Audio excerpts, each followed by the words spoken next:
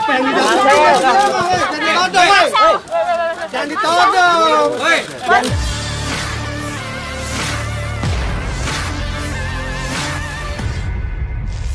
Komedian Marcel Widianto akhirnya selesai menjalani pemeriksaan terkait pembelian video syur Dea OnlyFans. Setelah diperiksa, Marcel meminta maaf karena perlakuannya membuat gaduh. Setelah menjalani pemeriksaan di Polda Metro Jaya, Marcel memberikan klarifikasi di depan awak media. Di kesempatan itu, ia menjelaskan alasan dirinya membeli video syur Dea OnlyFans kala itu. Lebih lanjut, Marcel menceritakan awal mula perkenalannya dengan Dea. Jadi gue kenal sama Dea itu setelah podcast. Saya lihat di Twitter, sempat ada masalah. Dia banyak banget yang hujat di situ. Sebagai orang yang penasaran, gue observasi untuk materi stand up gue dan gue cari nomor dia, ungkapnya.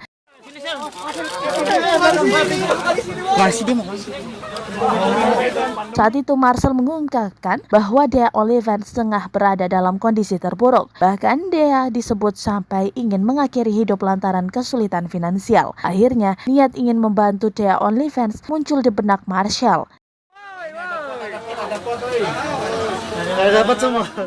Kemudian Marcel memutuskan untuk membeli konten porno Dea OnlyFans. Hal itu semata-mata dilakukan untuk membantu Dea OnlyFans agar keluar dari kesulitan yang tengah dihadapi. Marcel menyebut dirinya dulu membeli konten syur Dea dengan harga 1,4 juta rupiah.